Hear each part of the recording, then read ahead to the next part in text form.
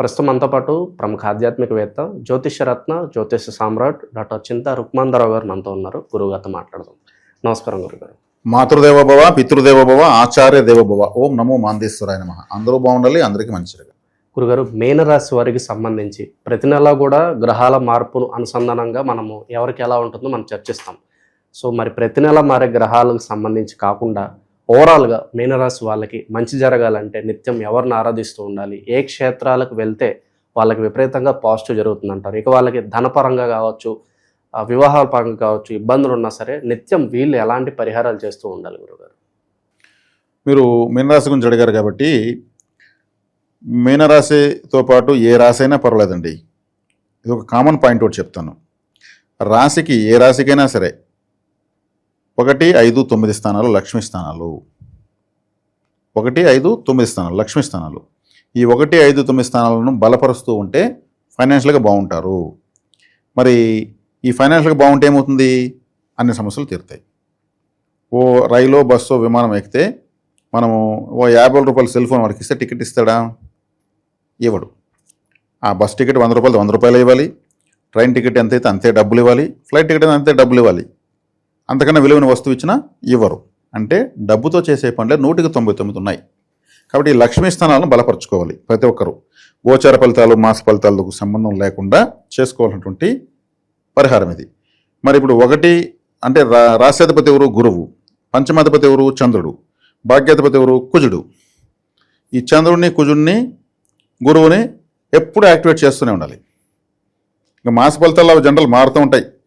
ఒక మాసం బాగుంటుంది, ఇంకో మాసం బాగుండదు, ఇంకో మాసం బాగుంటుంది, ఇంకో మాసం బాగుండదు, ఏదోదో వస్తూ ఉంటాయి రిజల్ట్స్ అవి. కానీ ఈ రాశి అనేది వీళ్ళు పుట్టినాక ఈ రాశి మారదు. పంచమం మారదు, భాగ్యం మారదు. ఇవే లక్ష్మీ స్థానాలు. ఈ 3 గ్రహాలను బలపరుస్తూనే ఉండాలి. బాగున్నా బలపరచాల్సిందే, బాగలేకపోయినా మార్చపరచాలి. బాగలేనప్పుడు బలపరిస్తే బాగుంటుంది, బాగున్నప్పుడు బలపరిస్తే ఇంకా బాగుంటుంది. కాబట్టి మనము అన్నం తింటే నిండిన తర్వాత చాలంటాం. డబ్బులు అయితే ఎంతైనా సరే సేవ్ చేసి పెట్టగలుగుతాం. మొబైల్ ఫోన్లో 1 కోటి రూపాయలు కావాలంటే వర్చువల్ కరెంట్ అకౌంట్లో పెట్టుకోగలం. కాబట్టి డబ్బులు ఎంతైనా కావాల్సిందే. కాబట్టి ఇక్కడ ఏం చేయాలి? రాశాధిపతి గురువుని యాక్టివేట్ చేయాలంటే ఏం చేయాలి? గురు ఆరాధన ఎక్కువ చేయాలి. దేవగురువు కాబట్టి అంటే గురుక్షేత్రాలు ఎక్కువ దర్శించాలి. గాన్గాపూరు, పిఠాపురం దత్తక్షేత్రము, షిరిడి, పుట్టపర్తి, వీరబ్రహ్మణ్య స్వామి మఠము, రాఘవేంద్ర స్వామి మఠము, లేదు ప్రస్తుతం ఉన్నటువంటి గొప్ప గొప్ప గురువుల యొక్క ప్రవచనాలు వినడము, రాత్రి ప్రవచనాలు చూస్తూ పడుకోవచ్చు. ఎందుకంటే మీనరాశి కాలపురుషుడికి 12వ రాశి, అది పడుకునే స్థానము. అందుకే మహావిష్ణువు సముద్రంలో పడుకుంటాడు. మీనరాశి సముద్రమే, ఆయన సముద్రంలో పడుకుంటాడు. ఆయన పాదాల దగ్గర లక్ష్మీదేవి ఉంటుంది. మీనరాశి కాలపురుడికి పాదాలు అంటే మీనరాశిలో లక్ష్మీదేవి ఉందా? మహావిష్ణువు యొక్క పాదాలు ఉన్నాయా? కాబట్టి పడుకునేటప్పుడు వీళ్ళు గురుచరిత పారాయణం లాంటివి చదువుకుని పడుకోవడం మంచిది. అంటే గురువుల యొక్క యాక్టివేషన్, రాశ్యాధిపతి యొక్క కారకత్వాన్ని పట్టించుకోవాలి. గురువారం రోజు ముఖ్యమైన పనులు చేసుకోవచ్చు. గురువారం రోజున ప్రారంభోత్సవాలు చేసుకోవచ్చు. పదవీ స్వీకారము, వ్యాపార ప్రారంభము, ఇవన్నీ చేసుకోవచ్చు. ఇక పంచమ స్థానం బలపరచాలి. పంచమ స్థానం అంటే కర్కాటకము. కర్కాటకానికి అధిపతి చంద్రుడు. ఈ చంద్రుడు అంటే కరుగుతాడు, పెరుగుతాడు. వీళ్ళ జన్మజాతంలో క్షీణ చంద్రుడో తెలియదు, పూర్ణ చంద్రుడో తెలియదు, పాపగ్రహంతో కలిసాడో తెలియదు, శుభగ్రహంగా తెలియదు. కాబట్టి చంద్రుడిని బలపరచాలంటే అమ్మవారి ఆరాధన, పార్వతీదేవి ఆరాధన. చంద్రుడు సోమవారాన్ని సూచిస్తాడు కాబట్టి సోమవారం రోజు తెల్లని పుష్పాలు అమ్మవారు సమర్పిస్తూ ఉండాలి. అమ్మవారికి సంబంధించిన ఆలయాలకు ఎక్కువ వెళ్ళాలి. అది ఏ అమ్మవారని పర్లేదు, అంతా జగన్మాతే కాబట్టి చక్కగా లక్ష్మీదేవాలయాన్ని కూడా వెళ్ళచ్చు, తప్పులేదు. కాబట్టి ఎక్కువగా సోమవారము, ఇప్పుడు గురువారం తర్వాత సోమవారాన్ని ఎక్కువగా పట్టించుకోవడం వీళ్ళకి కలిసి వచ్చే వారం అవుతుంది. తెలుపు రంగు ఎక్కువ కలిసి వస్తుంది, గురువారం కలిసి వస్తుంది, పసుపు రంగు కలిసి వస్తుంది. శనగలతో ఉన్న ఆహారం ఎక్కువ తీసుకోవచ్చు. చంద్రుడు అంటే పాలు, పెరుగు, పాల పదార్థాలు వస్తాయి కాబట్టి పాల పదార్థాలు ఎక్కువ తీసుకోవచ్చు. అదేవిధంగా సముద్ర స్నానం ఎక్కువ చేయాలి.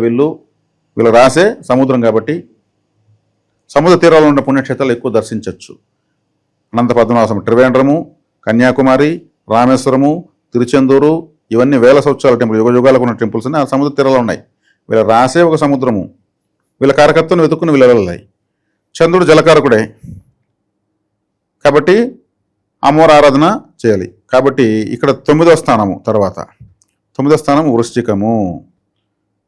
వృశ్చిక రాశి 9వ స్థానం, దానికి అధిపతి కుజుడు. కాబట్టి వృశ్చికం అంటే ఏమి? తేలు, అధిపతి కుజుడు. అంటే కుజుడు వృశ్చిక రాశిలో ఉన్నటువంటి కుజుడు దేన్ని సూచిస్తాడంటే రక్షణ రంగాలు సూచిస్తాడు. Police department, army, security department ఇట్లా సూచిస్తాడు.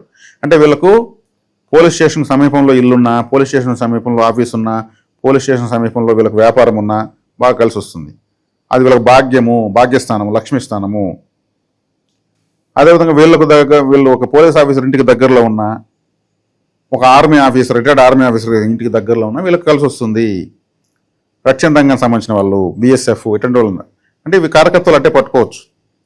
అదేవిధంగా వీళ్ళు అక్కడ సుబ్రహ్మణ్య స్వామి ఆరాధన ఎక్కువ చేయాలి. గురువుల ఆరాధన, అమ్మవారి ఆరాధన, సుబ్రహ్మణ్య స్వామి ఆరాధన. వృశ్చిక రాశి కూడా జలరాశే, మీనరాశి జలరాశే, కర్కాటక రాశి జలరాశే. 3 జలరాశులు వీళ్ళకు లక్ష్మీ స్థానాలు అయినాయి. కాబట్టి ఏ ఆలయానికి, ఇప్పుడు సుబ్రహ్మణ్య స్వామి ఆలయానికి వెళ్ళినా, అమ్మవారి ఆలయానికి వెళ్ళినా, లేదు ఇంకేదైనా గురువుల ఆలయానికి వెళ్ళినా అభిషేకం కంపల్సరీ చేయాలి. ఈ జలరాశులు కదా వీళ్ళకి లక్ష్మీ స్థానాలు. అక్కడ దేవత అభిషేకం డబ్బులు కట్టాలి. గంగాదేవి అందరికన్నా ప్రాచీనమైన దేవత. ఆ దేవతల ముక్కోటి దేవత అందరికీ ప్రాచీనమైన దేవత గంగాదేవి. అందుకే ఆమె అంటే అందరికి ఇష్టం. అందుకే దేవతలకు అభిషేకం అంటే చాలా ఇష్టం. అభిషేకము అర్చన అంటారు, అర్చన అభిషేకం అంటారు. అభిషేకం అయిన తర్వాత అలంకారం అర్చన. కాబట్టి ఎక్కడ ఏ ఆలయానికి వెళ్ళినా వీళ్ళు అభిషేకం చేయడం చాలా మంచిది. వీళ్ళ జలరాశులు లక్ష్మీ స్థానాలు కాబట్టి వీళ్ళు నీటిని వృధా చేయకూడదు. వీళ్ళ జలస్థానాలే లక్ష్మీ స్థానాలు అయినాయి, వృధా చేయకూడదు. వీళ్ళ ఇంట్లో ట్యాపులు లీకేజ్ ఉంటే కూడా వెంటనే సెర్చ్ చేయాలి. కాబట్టి వీళ్ళు వృశ్చిక రాశి కాలపురుడికి అష్టమ రాశి. కాబట్టి నీటిని దానం చేయడము, ఆలయాల వద్ద నీటి దానం చేయడం మంచిది. ఓ బండలు వాటర్ బాటిల్ చిన్న చిన్నవి, ఒక 200 ml 100 ml కూడా ఉంటాయి ఇప్పుడు వాటర్ బాటిల్. తీసి ఓపెన్ చేసి భక్తుల మధ్యలో పెట్టేసి తలా పట్టుకుని తాగుతారు. 2 ఎత్తుకున్నా కానీ తాగుతారు, నెత్తిన పోసుకోరు. కొంతమంది గర్భవతం 4 కూడా ఎత్తుకుంటారు.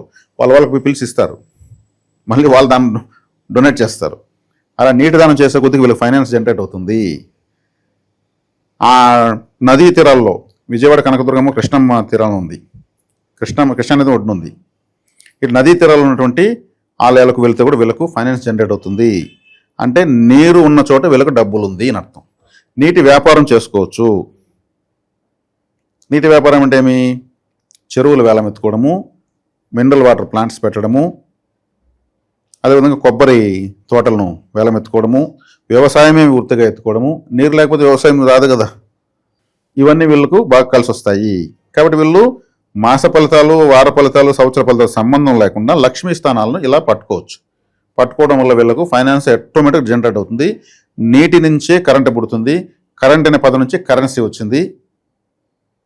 కాబట్టి వీళ్ళు నీటిని వృధా చేయకూడదు.